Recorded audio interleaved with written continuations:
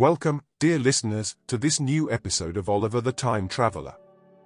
We pick up where Oliver, along with Isabella, Yuri, and Stellara, is sitting at a cafe in the heart of the city center of Mars in the year 4361. Stellara and Yuri are guiding Oliver and Isabella through Mars and have much more to show. So, without further ado, let's continue with this epic tale.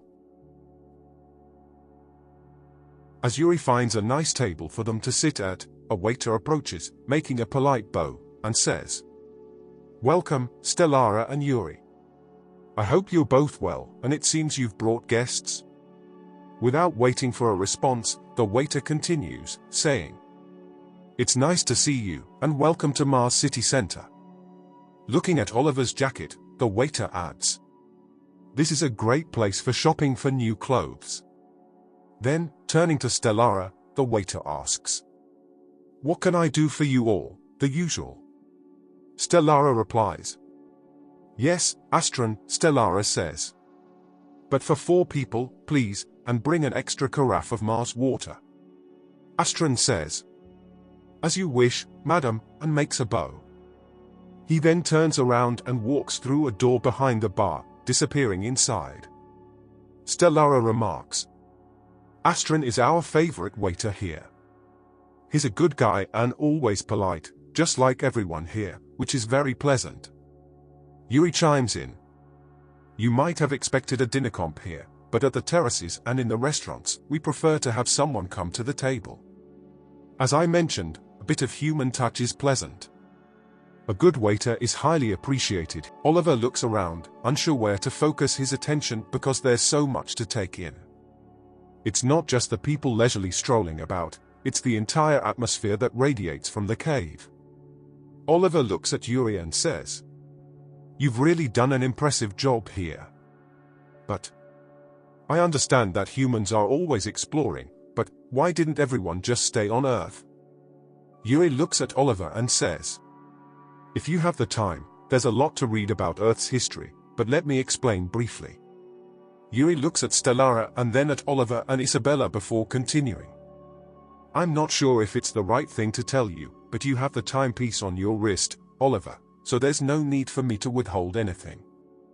On Earth, as humanity became increasingly intelligent, for every step forward, they took 2 or 3 steps back. Greed and the resulting wars made life on Earth less enjoyable. As you can see, Oliver and Isabella, things are very different here. We certainly enjoy it. Stellara has never known anything else, but I remember life in the Netherlands. But I'm happy to be here." Yuri laughs and goes on. "On Earth, they also have to deal with the fact that the sun is getting larger, so people are definitely working on leaving Earth. It will be a long time before the sun makes Earth uninhabitable, but it's better to prevent than to cure." Astron, the waiter, approaches and pushes a small cart in front of him. On the cart are 2 large carafes of Mars water and a covered tray.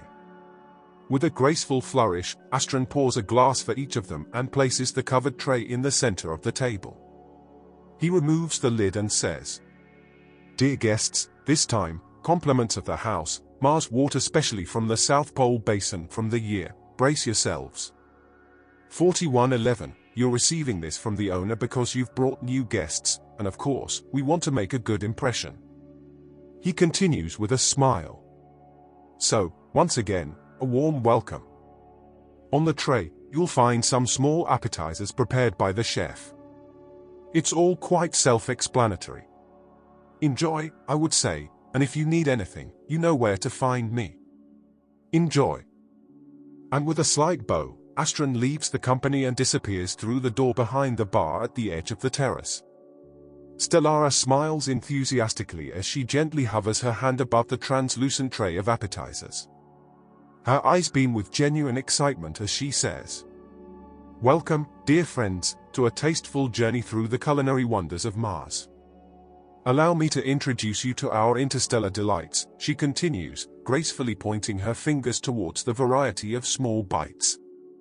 "Here, we have the Mars vegetable dippers," she says, pointing to the neatly arranged small vegetable sticks. These are specially engineered to thrive in the rich Martian soil and are served with a spicy Martian dip to tantalize your taste buds. Her hand gracefully moves to the next delight on the tray.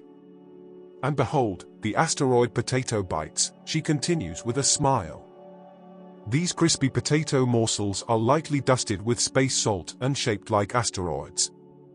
Stellara's voice sounds like a culinary guide as she introduces each treat. Next, we have the floating protein bubbles, she says with a hint of mystery. These protein-rich air bubbles are filled with a savory filling and float above the tray thanks to advanced anti-gravity technology.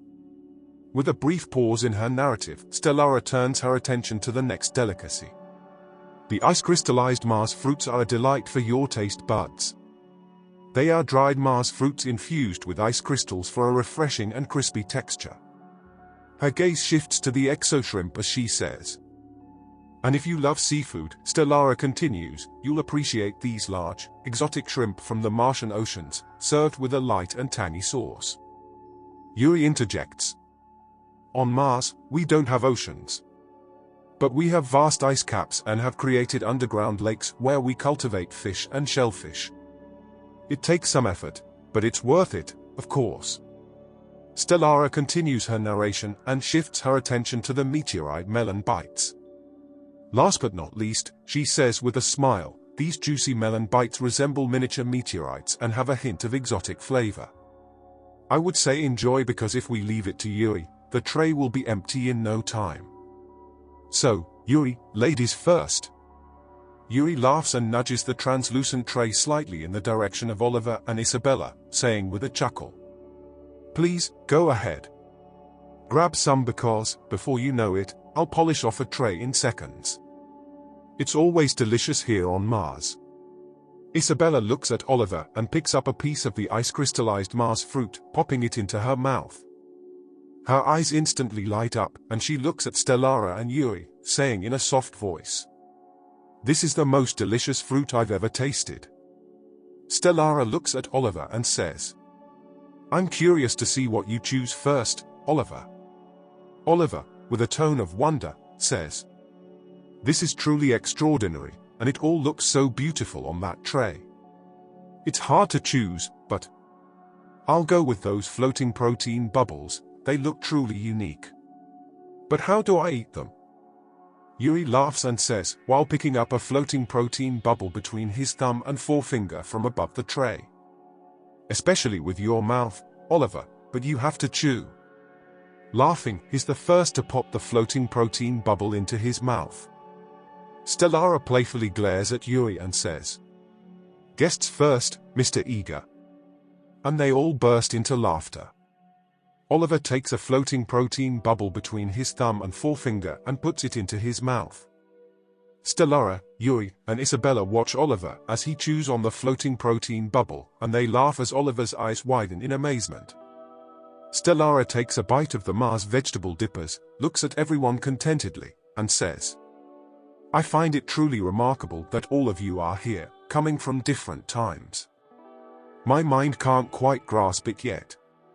What I do know is that we have much to discuss because I'm curious about what you'd like to do next. You were looking for Yuri, and you found him.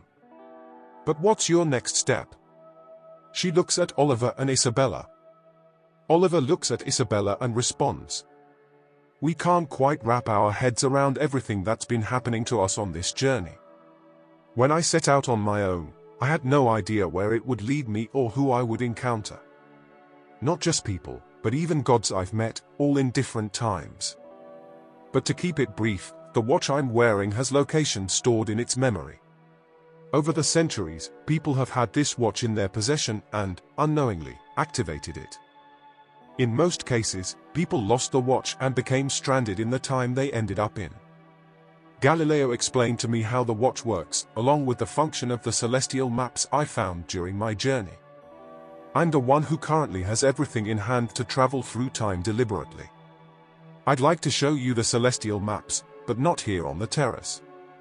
And with a serious tone, Oliver continues, "That would raise a lot of questions from the people around us, and I don't want to go down that road." Yuri chimes in and says, "Don't worry, Oliver. We do indeed have much to discuss, but let's enjoy the food, the drinks, and the view here. After this, we'll walk through the shopping streets to the upper part of the cave, and from there, we'll take a Mars car to our apartment, which is a few caves away, where we can talk in peace. What do you think of that idea? Oliver looks at Isabella and responds. That's a perfect idea, Yuri. Then I can show you the maps and we can also figure out where the next watcher is located. Yuri says. Now you really have to try these potato bites with space salt, they're delightfully crispy. He then pops one into his mouth. While Isabella and Oliver also try one of the meteorite-looking potato bites, Stellara points to a corner of the cave with a shop adorned with red flags on the facade and says, That's my favorite store here on Mars. They can tailor your clothing in a matter of seconds. Actually, just as quickly as your eyes were restored, Isabella. We definitely have to take a look there before we head to our apartment. Stellara bursts into laughter as she sees Yuri, Isabella, and Oliver starting to rapidly devour the tray of appetizers and says, Don't eat too quickly, or you might take off later. She laughs heartily while picking up one of the floating protein bubbles from above the tray and placing it in her mouth. Meanwhile, Isabella takes a sip of the Mars water and looks in amazement at her glass. Oliver notices her reaction, grabs his glass, and takes a sip too. Isabella says, This is truly incredible. What an achievement. You treat the water here just like they do with wine on Earth. So, this is water from the year 4111? Stellara responds, saying, Indeed, we extract water from the various ice layers present here on Mars. It's fascinating to discover all the taste variations. Personally, I find the water from the year 4361 the most delicious. Oliver chuckles at this information and says, It's truly very special to get to drink this. Thank you all for this tour. Isabella and I had our minds blown in the year 776 BC in Olympia, but sitting here in Mars City Center with you is also incredibly amazing. Yuri looks at the others and asks, What do you think? Shall we continue on foot? I'm actually very curious about those celestial maps you mentioned, Oliver. Oliver nods and says, It's a great idea to keep walking. I'm really looking forward to strolling through the streets and seeing where Stellara used to live. I'd love to show you those celestial maps. So, I'm all for continuing on foot. The foursome stands up, and before they head toward the shopping street, Oliver asks, Don't we need to pay here? Yuri and Stellara burst into laughter, and Yuri says, Here in Mars, everything is free, you don't have to pay for anything. We consider that so primitive. Here, we have everything we want and need at our disposal. Together, we make life here a success, and as you can see, we're doing just fine. Everyone has their own strengths, and we work with them. Oliver looks at Isabella and says, This is truly incredible again, but also quite pleasant, I think.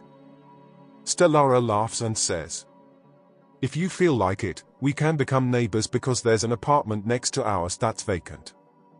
Isabella and Oliver, in turn, chuckle at this, and Isabella says, That is truly a wonderful idea.